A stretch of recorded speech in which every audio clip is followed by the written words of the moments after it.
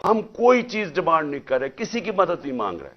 ہم صرف یہ چاہتے ہیں کہ اس ملک میں صاف اور شفاف الیکشن لے کے آئیں تاکہ پولیٹیکل سٹیبلٹی آئے اور اس کے بعد معاشی سٹیبلٹی آئے, معیشت کو اٹھائیں. اس کے بعد جب تک پولیٹیکل سٹیبلٹی نہیں آئے گی, کوئی آج اس جو معیشت تیزی سے زمین میں گھسی چکی ہے, اور شرمناک بات یہ ہے کہ سینٹ میں کھڑا ہو کے اسحاق ڈار کہتا ہے کہ جی آئی ایم ایف نے ہمیں کہا کہ کوئی ہمارا نیوکلیر پروگرام کو کیپ کرو, یا جو میں نے مسائل پروگرام کو.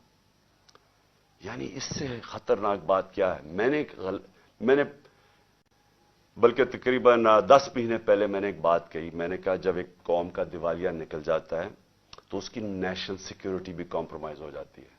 اگر قوم کا دیوالیہ نکلے گا تو اس کا اگلا مسئلہ یہ ہوگا کہ اس کی سیکیورٹی کے اوپر کمپرومائزز ہوں گے.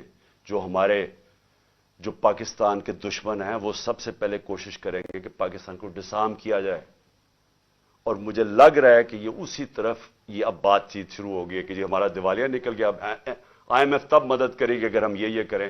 یعنی ہم اپنی نیشنل سیکیورٹی پہ کمپرومائز کریں.